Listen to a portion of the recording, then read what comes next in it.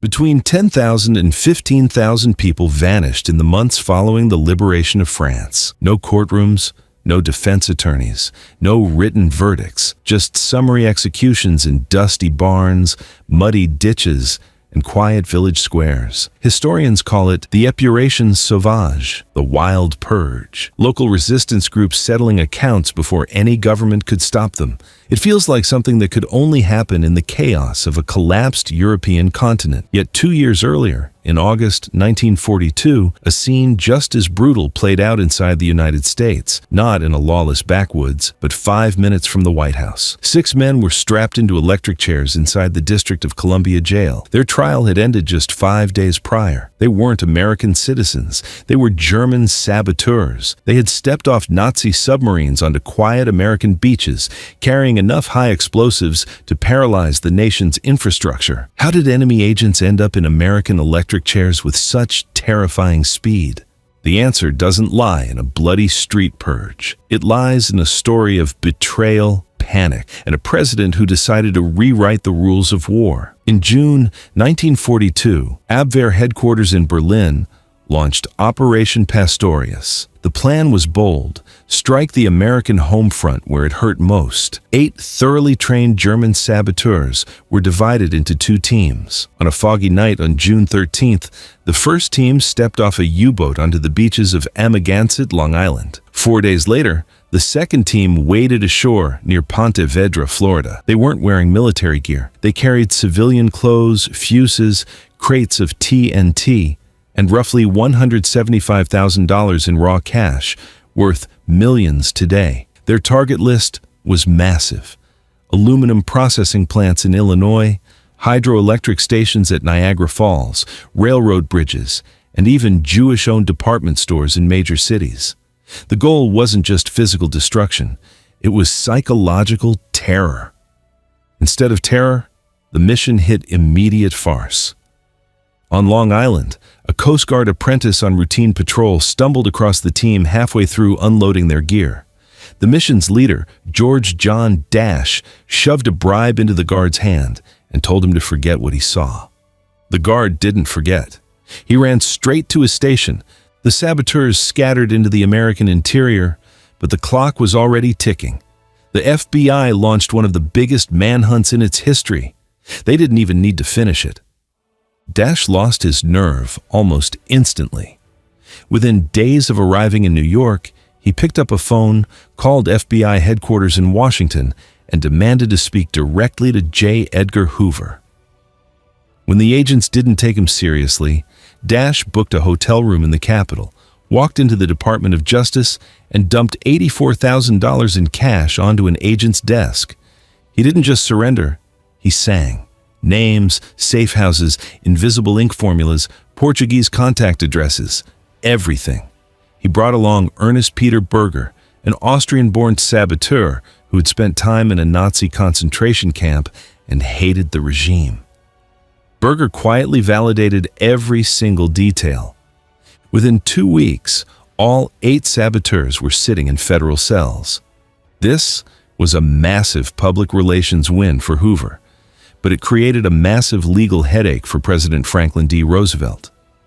If these men were tried in open civilian courts, defense lawyers would demand to see FBI evidence. Worse, the public would learn that the FBI hadn't cracked the case through brilliant detective work. They had simply answered the phone when the lead saboteur called to turn himself in. Roosevelt refused a civilian trial. He issued an executive order creating a 7-member military commission, the first of its kind, used against enemy agents inside the U.S. since the Civil War. The proceedings were held behind locked doors on the 5th floor of the Department of Justice building. No journalists, no public, no spectators. The verdict was a foregone conclusion. On August 3, 1942, the commission found all 8 men guilty and sentenced them to death. Dash expected a pardon. He believed he was a hero who had saved American lives. Instead, he got 30 years at hard labor. Berger's sentence was commuted to life imprisonment. For the remaining 6, Edward Curling, Hermann Neubauer, Heinrich Heinck, Werner Thiel, Richard Quirin, and Hermann Otto Neubauer. There was no mercy. On August 8th, inside a dark room in the D.C. jail, an electric chair borrowed for the occasion was hooked up. In less than 2 hours, all 6 men were dead. From the moment they stepped off the submarine to the moment they were buried in a numbered potter's field, less than 7 weeks had passed. The White House wanted a message broadcast across the Atlantic. If you set foot on American soil to wage secret war, you will be dead before the month is out. Berlin heard it loud and clear. Abwehr leadership scrapped all future plans for large-scale sabotage inside the continental United States. While the United States used military tribunals to project cold legal efficiency, the European theater was descending into a much darker brand of battlefield justice. December 1944. The Battle of the Bulge. German armored columns crashed through frozen Allied lines in the Ardennes forest. Spearheading the assault was SS Lieutenant Colonel Otto Skorzeny and a specialized unit executing Operation Greif. Skorzeny had assembled roughly 150 English-speaking German soldiers, dressed them in captured U.S. Army uniforms, and handed them captured American jeeps. Their mission was chaos: slip behind American lines, flip road signs, cut phone wires, misdirect traffic, and spread rumors that Eisenhower had been assassinated. Most of these men weren't elite intelligence operatives. They were regular Wehrmacht soldiers ordered by their commanders to strip off their German insignia. Under the 1907 Hague Convention, fighting in the uniform of your enemy is not a tactical trick. It is perfidy. The punishment is death. When American military police started catching Greif teams at checkpoints around Iwil and Liège, they didn't bother with long trials or appeals. Military tribunals were convened in drafty field tents within hours of capture.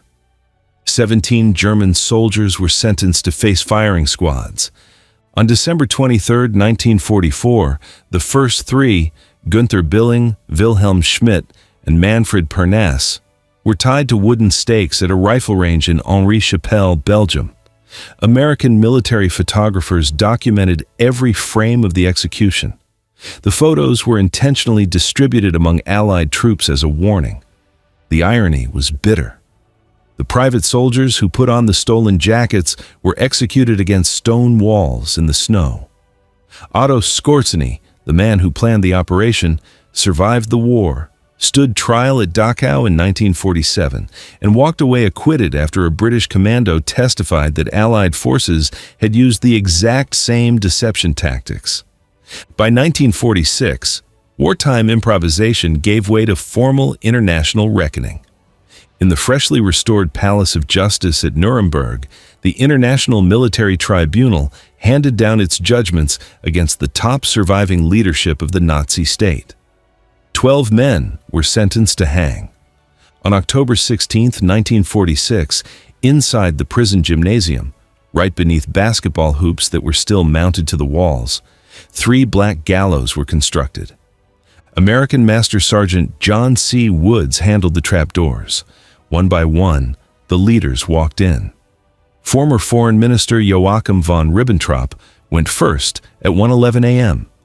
Field Marshal Wilhelm Keitel followed, marching in uniform and saluting as he stepped onto the gallows. Julius Streicher, the architect of anti-Semitic propaganda, fought his guards, screaming "Heil Hitler" all the way to the platform. The entire execution sequence took under 2 hours. Only one gallows chair stood unused. Hermann Göring, head of the Luftwaffe and Hitler's designated successor, had taken a potassium cyanide capsule in his cell 2 hours before his scheduled walk. He cheated the rope, but he didn't escape the outcome. His body was laid out on the gymnasium floor, photographed alongside the rest, and cremated in Munich. Their ashes were unceremoniously dumped into a small tributary of the Isar River to prevent any future neo-Nazi shrines. Whether it was 6 men in an American electric chair, 17 soldiers in the Belgian snow, or the architects of the Third Reich at Nuremberg, History paints wartime execution as a tool for massive empires. Yet even neutral nations used the exact same brutal logic. On November 10, 1942, near the quiet town of Frauenfeld, Switzerland, a young civilian named Ernst Schremli was tied to a stake in a forest clearing. A Swiss Army firing squad stepped up, took aim, and pulled their triggers. Schremli wasn't an SS officer or a U-boat commander. He was a low-level Swiss citizen who had sold military secrets to Nazi handlers across the border. Switzerland was entirely surrounded by Axis forces, fighting for its survival on a razor's edge. To prove its neutrality was non-negotiable, it executed 17 of its own citizens for treason during the war. Schremli was one of them. From the sands of Long Island to the forests of Switzerland, the rules changed the moment the world went to war. The legal systems varied, the courtrooms looked different, and the methods ranged from high-voltage chairs to single rifle shots. In times of total conflict, the word spy stopped being a legal classification and became the fastest way to turn a human being into a ghost.